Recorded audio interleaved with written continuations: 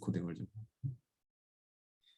성전 정결은 예수님께서 이제 예루살렘에 입성하시고 하셨던 첫 번째 일 중에 하나예요. 그래서 이제 상당히 중요한 이야기인데 저희가 요한복음에 있는 이야기를 좀 먼저 보고 그 다음에 마태복음에 있는 이야기를 또 하나 보겠습니다. 요한복음 2장에 보면은 사실 이제 저희가 저희 예수님의 생애를 처음 나눌 때고 초창기 때쯤에 한번 봤던 내용인데 두 번 나와요. 마태복음 2장에 있는 것은 예수님께서 첫 번째로 그러니까 사역을 공생의 사역을 하실 때 성전 정결을 하셨던 이야기고 이제 마지막에 가서는 예수님께서 예루살렘에 입성하시고 또 성전 정결을 한 번 더 하세요. 그래서 어떤 사람들은 이게 그냥 한 번 일어난 사건이다 이렇게 보는 사람들도 있고 또는 뭐 오류다 뭐 이렇게 보는 사람들도 있는데 그렇지 않습니다. 성경이 기록한 것은 정확한 사실이고 예수님께서 성전 정결을 하신 것은 분명히 두 번 있었던 일이에요. 처음과 마지막 이렇게 있었습니다. 그러니까 요한복음 2장에 가보시면은 이제 처음 하셨던 그 장면이 나와요. 그래서 제가 잠깐만 보고 넘어가겠습니다. 이 장면을 13절에서 15절 요한복음 2장 13절에서 15절 제가 읽겠습니다. 13절 유대인의 유월절이 가까운지라 예수께서 예루살렘으로 올라가셨더니 성전 안에서 소와 양과 비둘기 파는 사람들과 돈 바꾸는 사람들이 앉은 것을 보시고 노끈으로 채찍을 만드사 양이나 소를 다 성전에서 내어 쫓으시고 돈 바꾸는 사람들의 돈을 쏟으시며 상을 엎으시고 이 장면이 나와요. 이제 바로 전에 이제 가나의 혼인잔치가 나오고 그다음에 성전 정결하는 장면이 나오는데 저희가 잘 아는 이야기입니다. 그렇죠. 절기가 예루살렘에 이제 절기가 있는데 이제 특별히 여기서 6월절이 가까웠다고 말을 하고 있어요. 절기 때는 지금 6월절이라고 이제 특정 짓고 있는데 이 절기를 이 절기 때에는 제물을 바치는 것이 그들의 의무였습니다. 그렇죠? 예수님을 상징하는 특별히 6월절은 상당히 중요한 절기인데 그런데 이제 이 6월절이 그 주위에 있는 예루살렘 성전 주위에 있는 사람들만 온 게 아니라 저기 나라 끝에 있는 이스라엘 끝에 있는 사람들 그다음에 또 이제 외국인들이 또 많이 오거든요. 그러니까 이거 여행을 사람들이 하루 이틀이 아니라 뭐 일주일에 하는 사람들이 있고 어떤 사람들은 뭐 심하게는 뭐 한 달을 했던 사람들이 있었던 것 같아요. 이렇게 긴 여행을 했던 사람들에게는 재물을 끝까지 가져온다는 것은 굉장히 번거로운 일입니다. 굉장히 힘든 일이에요. 일주일 동안 거기에 여행을 하는데 같이 재물을 끌고 온다. 굉장히 힘든 일이죠. 그래서 편의를 위해 가지고 이 사람들의 편의를 위해서 재물을 팔기 시작했습니다. 재물을 그러니까 제공해 준 거예요. 대신 이제 값을 지불하고 사야 돼요. 근데 이게 어디서 제공이 됐냐면은 성전 바깥들, 바깥들에서 이게 제공이 됐어요. 성전 바깥들에서. 성전 바깥들은 이게 이방인 애들입니다. 이방인 애들. 그러니까 여기서는 이게 가능해요. 근데 이방인 애들은 이제 벗어나가지고 이제 여인 애들이 있고 안쪽에 들어가면은 그 다음에 이제 이스라엘 남자들이 들어갈 수 있는 그 허락된 이제 성소가 있는데 거기가 이제 저희가 말하는 성전이죠. 그런데 이 이방인 애들에서는 모든 활동이 가능한 거예요. 사고 팔 수 있는 이런 것도 가능합니다. 그래서 이 모든 것이 저희가 봤을 때는 아마 처음에는 좋은 의도로 시작을 했을 것 같아요. 네. 멀리 온 사람들을 위해서 우리가 좀 제공하자. 허락된 범위 내에서 이방인의 뜰에서 하자. 굉장히 좋은 의도로 시작했을 것 같은데 이게 이제 점점 해를 거듭하고 가면 갈수록 이제 문제가 생기기 시작합니다. 이게 뭐냐면은 이제 이방인들이 오거나 여기 이제 유대에 속하지 않는 사람들이 오면은 뭘 해야 되냐면 이 재물을 구입하기 위해서는 환전을 해야 돼요. 환전. 이 환전을 해야 되는데 성전 세겔이 따로 있습니다. 성전 세겔로 이 주화를 환전을 해야 돼요. 근데 이 환전하는 과정에서 부득이한 부정한 거래가 시작되기 시작하는 거예요. 예를 들어서 마땅히 치료할 값 외에 더 값을 매긴다든지 이제 이러한 그리고 또 환전을 하고서 재물을 사야 되잖아요. 재물을 사야 되는데 이 재물에 또 값을 더 매기는 거죠. 그러니까 이러한 부정 거래가 많이 해가 거듭될수록 더 이루어지기 시작하는 거예요. 그러니까 더 많이 받는 거죠. 근데 이 소득이 어마어마했습니다. 이게 사람들이 굉장히 많이 몰리는 명절이기 때문에 이게 어마어마하거든요. 이 소득이. 근데 이것을 챙긴 사람들이 첫 번째로 누구냐면 제사장들입니다. 이게 문제예요, 이제. 제사장들, 그러니까 제사장들은 누구냐면 성전 관리인들이거든요. 성전의 책임자들이에요. 그러니까 이 저희가 시대 소망의 말씀도 좀 읽다 보면은 뭐가 눈에 띄냐면은 백성들에게는 비교적 죄가 없었다라는 말이 나옵니다. 이게 뭐냐면은 백성들은 그냥 거기 가서 환전하고 사고 뭐 이런 사람들이에요. 그런데 이것을 이용해 가지고 소득을 챙긴 사람들은 바로 이 지도인들, 지도자 집단이었습니다. 제사장들이죠. 그래서 이 이방인의 뜰에서 이제 이런 일들이 이제 일어나는데 이 이방인의 뜰은요, 이게 사실 이제 유대인들이 되게 나누는 건데 이방인의 뜰의 목적은 무엇이냐면 사실 이곳에서 이방인들에게 하나님을 전파하는 곳이에요. 여기서 뭐 사고 팔고 뭐 이득을 취하고 이런 곳이 아니라 하나님을 하나님에 대한 올바른 지식을 이방인들에게 전파하는 곳이거든요. 그 하나님의 품성을 대변하는 그런 아주 중요한 곳입니다. 이방인들에게 있어서는 이게 첫 인상이에요. 하나님을 모르는 이방인들이잖아요. 그래서 여기서 정말 하나님의 품성을 대변하고 하나님을 나타내야 되는 유대인들이 이곳에서 행하는 행위가 바로 이런 것이었다는 거예요. 자기의 소득을 챙기기 바쁜 거죠. 탐욕입니다, 탐욕. 그러니까 이 중요한 전도의 장소인데 이게 무슨 장소로 바뀌냐면은 탐욕의 장소로 바뀌는 겁니다. 그러니까 이 이기심 하나님의 성품은 이기심이 없습니다. 하나님이 이기심이 없으신 분이에요. 그런데 지금 이방인의 뜰에서 이기심 없으신 하나님의 품성을 대변해야 될 유대인들이 지금 도리어 뭐를 나타내는 거예요? 하나님의 품성을 탐욕으로 잘못 나타내고 있는 겁니다. 욕심, 이기심. 굉장히 지금 하나님의 품성과 반대되는 특성들이거든요. 이것을 지금 나타내고 있는 거예요. 그래서 예수님께서 봉사 초기에 성전을 정결하게 하신 것은 지금 요한복음 2장의 이 내용은 지도자들이 특별히 이제 제사장들이 망가뜨려 버린 이 하나님의 품성을 다시 나타내도록 그 품성을 다시 회복시키도록 하는 목적이었습니다. 그래서 성전 정결이 필요했던 거예요. 잘못 대변되어지고 있는 이 하나님의 품성이 이방인의 뜰에서 어떻게 다시 회복되는지 그래서 예수님께서 이제 이것을 행하신 거거든요. 봉사 초기 때. 근데 이것을 봉사 말기 때 한 번 더 하십니다. 이게 이제 마태복음 21장의 내용인데 마태복음 21장에 가보시면은 21장 12절 13절 굉장히 의미심장한 것 같아요. 예수님께서 봉사 사역 나오시자마자 성전을 정결하게 하셨고 봉사가 끝나실 무렵에 예루살렘에 마지막 일주일 입성하시자마자 하신 일도 바로 성전 정결이에요. 굉장히 의미심장한 사역인데 12절부터 14절 제가 읽겠습니다. 12절 13절 예수께서 성전에 들어가서 성전 안에서 매매하는 모든 자를 내어 쫓으시며 돈 바꾸는 자들의 상과 비둘기 파는 자들의 의자를 둘러엎으시고 저에게 이르시되 기록된 바 내 집은 기도하는 집이라 일컬음을 받으리라 하였거늘 너희는 강도의 구려를 만드는도다 하시니라 이렇게 기록하고 있습니다. 그러니까 이 상황이 굉장히 비슷해요. 저희가 지금 죄송합니다. 요한복음 2장에서 읽은 내용하고 저희가 마태복음 21장에서 읽은 내용이 어쩌면은 뭐 다른 내용이 아니라 같은 사건을 기록하는 것 같다라고 말할 만큼 굉장히 성경의 표현이 흡사합니다. 예수님께서 들어가셨고 성전에 그런 거래가 취해지는 것을 보셨고 예수님의 행동이 똑같거든요. 여기 보니까 모든 자를 내어 쫓고 돈 바꾸는 자들 상 비둘기 다 엎으시고 내 집은 기도하는 곳이라 굉장히 흡사한 장면입니다.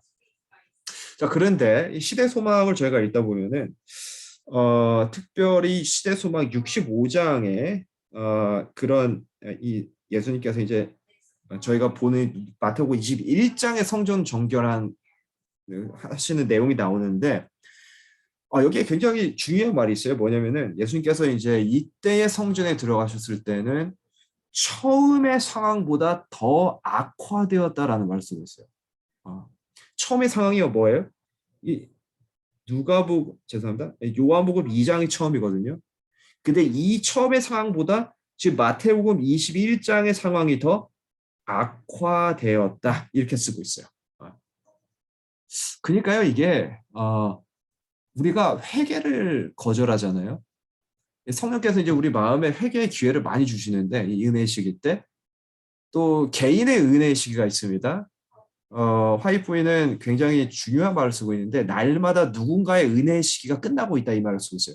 그러니까 우리가 아직 은혜의 시기에 있고 개인의 은혜의 시기는 이제 날마다 다를 수도 있는데 사람마다 이 여전히 은혜가 허락된 범위 내에서 성령께서는 우리에게 어떠한 방법을 통해서 회개하도록 요구하십니다. 회개하도록 말씀하세요. 근데 우리가 그것을 거듭 거절하잖아요.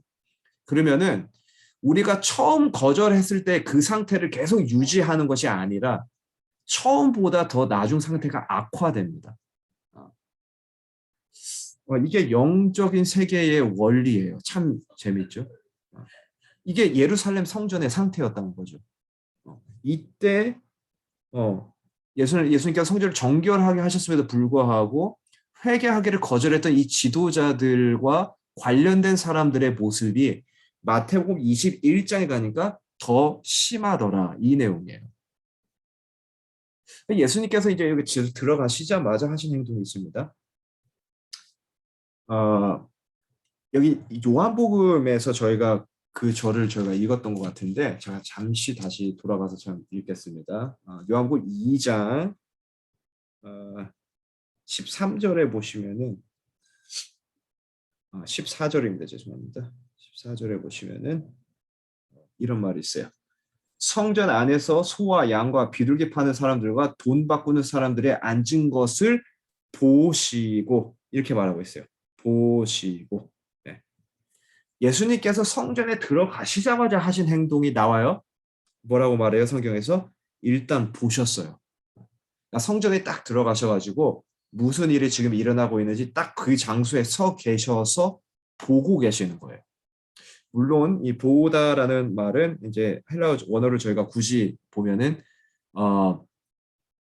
발견하다 뭐 이런 말입니다. 한국어 성경은 그거를 보다라는 말로 번역을 했어요. 근데 예수님께서 이제 가장 먼저 하신 행동이거든요. 그것을 이렇게 눈으로 보시고 예수님께서 그것을 관찰하시는 그런 장면인데 이때 이게 굉장히 중요한 사실인데 지금 예수님께서 이걸 이제 딱 들어가서 보시잖아요.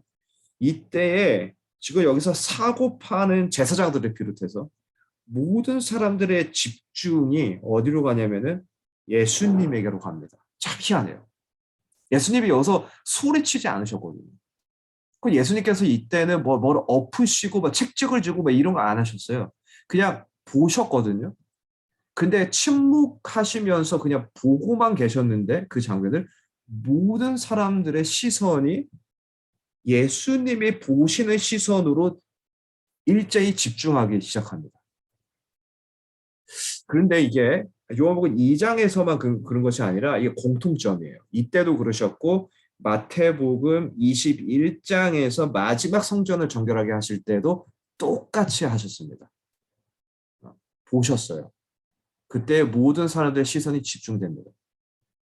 시대 소망의 표현이 참 재밌어요. 이때 뭐라고 표현을 하냐면은 마치 예수님을 본 사람들이 자신이 심판대 앞에 있는 사람들처럼 자신들의 죄가 비춰졌다라고 표현을 하고 있어요. 혹시 그런 경험이 있으신지 모르겠어요. 저는 그런 경험을 많이 했습니다. 이게 뭐냐면은 이제 뭐 비자를 발급받을 때라든지 이미그레이션에 이제 이렇게 가가지고 인터뷰라는 걸 봐요. 처음에 이제 다 이민 오실 때 아마 그런 과정을 다 겪으셨는지 모르겠어요. 저는 그때 정말 어떤 심판대 앞에 서 있는 그런 느낌을 받았습니다. 제가 잘못한 게 하나도 없어요. 뭐 여기 이미그레이션에 있는 사람들한테 죄 지은 것도 없습니다. 근데 괜히 이게 그 앞에만 딱 서잖아요. 인터뷰하러. 그러면 마치 무슨 심판대 앞에 서 있는 것처럼 그런 느낌을 받아요. 아무런 잘못을 안 했다고 생각하는 저도 그러는데 지금 여기 예수님께서 서 계셔서 보시는데 거기에 있는 모든 거래하고 있던 사람들이 마치 심판대 앞에 서 있는 것처럼 이 예수님의 시선이 그들의 죄를 비췄습니다. 사람들이 그걸 깨달았어요. 그 시선만 보고 무엇이 잘못하는지 안 거죠. 그래서 이 성전 정결에서 제가 굉장히 중요한 사실을 이거 가끔씩 놓치는데 뭐냐면은 예수님께서 성전 정결을 하실 때에 무작정 사람들이 아무것도 모르는데 막 들어가가지고 막 엎고 막 책찍 이렇게 들고 막 이러신 게 아니에요. 예수님께서 성전 정결을 하시면서 시작하신 중요한 행동이 있습니다. 이게 보시는 행동이거든요. 이게 뭐냐면은 왜 성전 정결이 필요한지 먼저 시선으로 보여주신 거예요, 이거를. 그러고서 사람들이 움직이지 않자 들어가셔서 엎으시고 이런 행동을 하신 것이죠. 이게 사실 회개에 있어서 굉장히 중요한 사실입니다. 어, 왜 회개가 필요한지 먼저 우리에게 우리의 죄를 보여주시는 거거든요. 똑같은 원리가 여기 적용돼 있어요. 왜 성전이 정결해야 되는지 그 필요성을 먼저 죄를 먼저 비춰주신 거예요. 이거에 동의한 사람들은 먼저 나갔는지 모르겠어요. 기록은 하고 있지 않지만 하지만 대다수가 나가지 않은 것 같아요. 그래가지고 예수님께서는 직접 거기에 들어가셔서 끄집어 내신 거예요. 엎으시고. 이 12절에 보시면은 12절 죄송합니다. 제가 문을 조금 잠시 닫고 오겠습니다.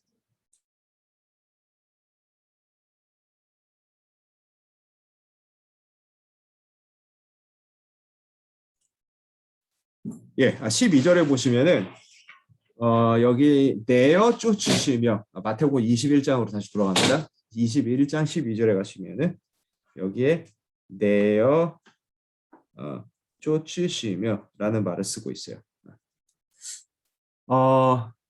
저희가 예수님의 이 행동을 볼 때 제가 이제 청년들하고 이렇게 이 부분에 있어서 성경 공부를 하고 이게 언급이 될 때에 중요한 질문을 합니다. 예수님의 행동이 굉장히 폭력적이지 않냐?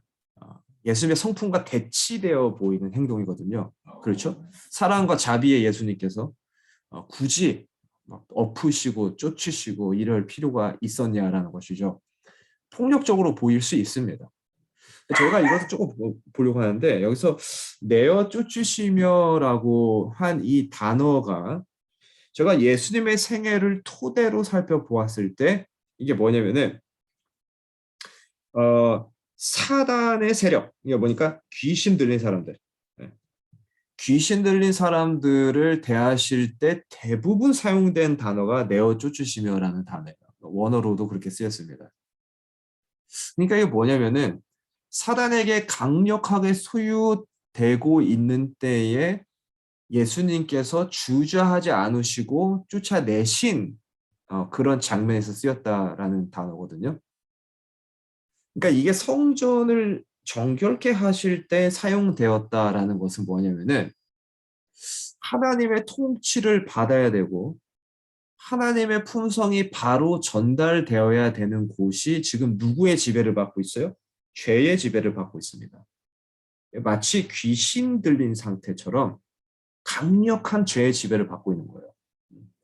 그래서 이것을 예수님께서는 내어 쫓으셔야 됐어요. 마치 귀신을 내어 쫓으시는 것처럼 이 죄에서부터 이 주저하지 않으시고 쫓아내셔야 됐던 거예요.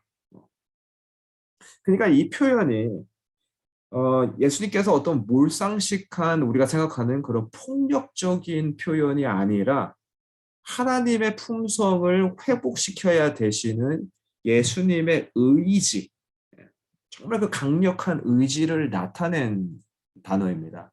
내어 쫓으시면. 마치 귀신 들린 사람은 통제를 받기 때문에 스스로 아무것도 할 수 없습니다. 이런 것처럼 지금 성전이 죄의 통제를 받고 있는 상태에서 예수님께서는 강력하게 그것을 내어 쫓으셔야 됐던 거예요. 예수님의 의지를 표현하는 단어거든요. 자, 그런데 내어 쫓으시니까 무슨 일이 일어나요? 14절, 15절. 14절 15절 제가 읽겠습니다.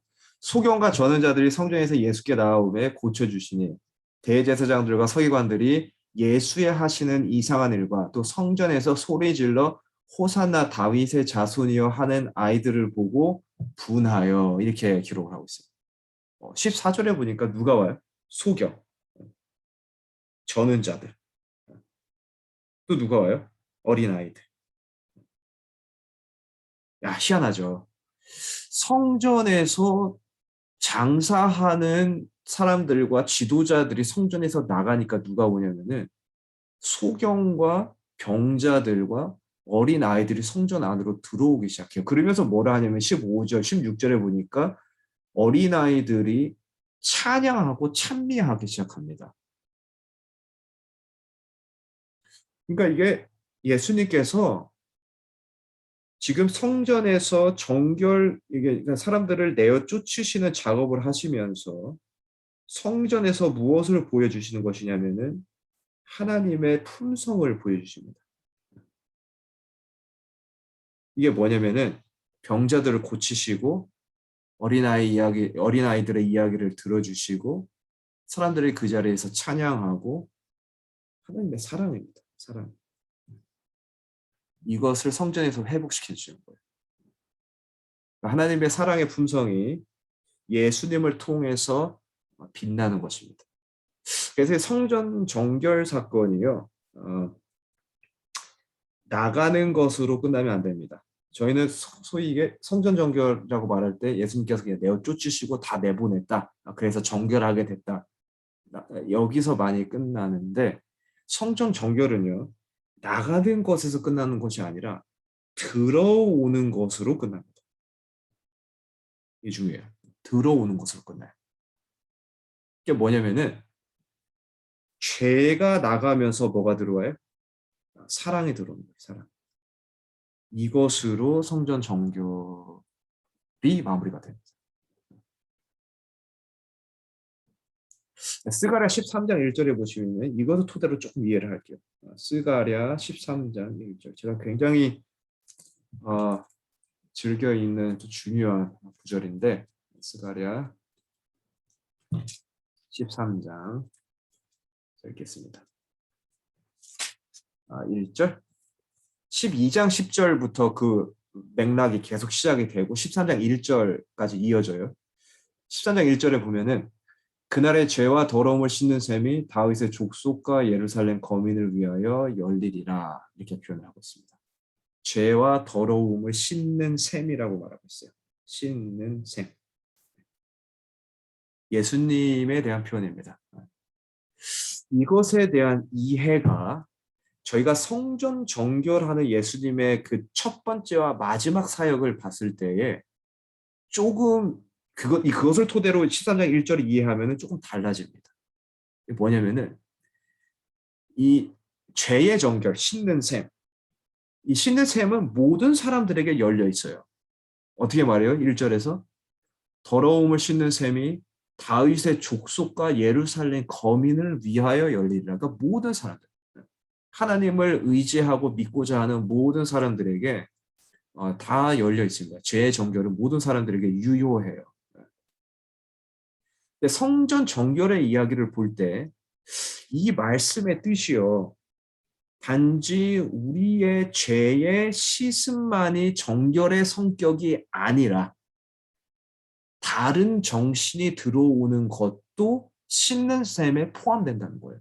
다시 좀 반복을 하겠습니다. 이 씻는 셈이 단지 우리의 죄를 씻어내리는 것, 용서죠.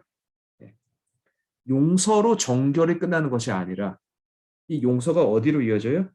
다른 정신이 우리의 삶에 들어오는 것으로 이어집니다. 그게 사랑이에요. 사랑. 이것이 씻는 셈입니다. 이게 정확한 표현 같아요. 그래서 많은 경우에 있어서 우리가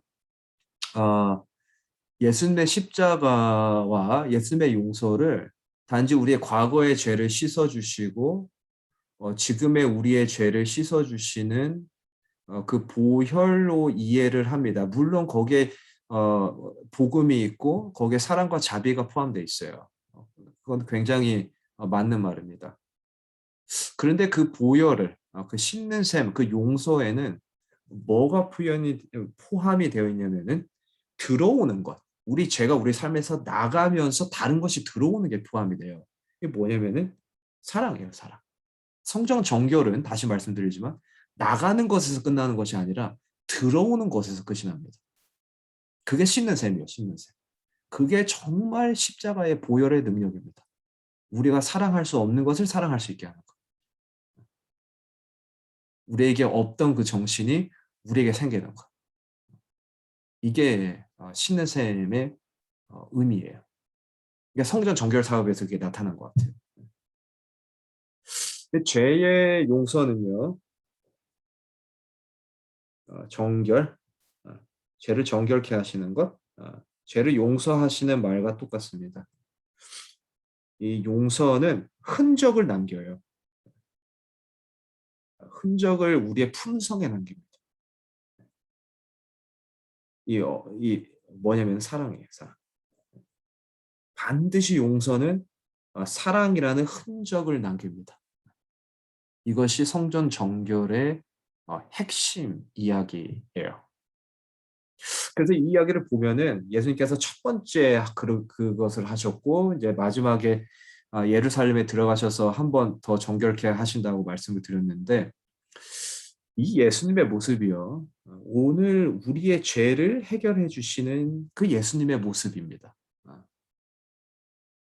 예수님께서는 예루살렘을 사랑하셨어요. 예루살렘은 예수님을 거절한 곳이었지만 그럼에도 불구하고 예수님을 사랑하셨습니다. 그래서 예루살렘에 들어가시자마자 지도자들에게 그 죄를 비춰주세요. 무엇으로? 시선으로 비춰주세요. 그들의 죄를 보여주시는 겁니다. 그들에게 죄가 정결케 돼야 되는 필요성을 먼저 보여주세요. 왜 그러실까요? 사랑하시기 때문에 그러죠. 사랑하시기 때문에. 그리고서 정결케 하십니다. 그러니까 내쫓으시는 거예요. 내쫓으심. 그리고 어떻게 하세요?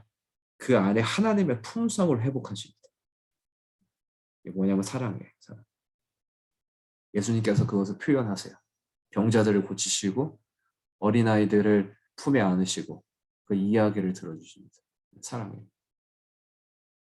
그래서 우리가 이 예수님의 모습이 오늘도 우리를 사랑하시는 예수님의 모습입니다. 예수님은 우리를 사랑하세요. 우리가 비록 오늘 한 번 넘어졌을 수도 있어요. 두 번이고 세 번이고 뭐 계속 넘어질 수도 있습니다. 하지만 예수님 우리를 사랑하세요. 우리를 사랑하시기 때문에 오늘도 이 은혜의 기간에 있는 우리에게 성령을 통해서 죄를 비춰주시고 또 그 죄를 비춰주시로 말미암아 우리가 동의하면은 그 죄를 내쫓아 주십니다. 예수님만 하실 수 있어요. 그래서. 근데 여기서 끝나지 않습니다. 우리의 죄를 정결케 하시고 용서해 주시는 동시에 우리를 그 사랑의 정신으로 회복시켜 주시기까지 예수님은 멈추지 않으십니다. 그래서 우리가 오늘도 우리의 마음의 성전을 정결케 하시는 예수님의 모습을 다시 한번 기억하고 바라보는 저녁이 되면 좋겠습니다. 오늘 이 말씀이 우리의 삶에서도 이루어지길 바랍니다. 오늘 여기까지 하겠습니다.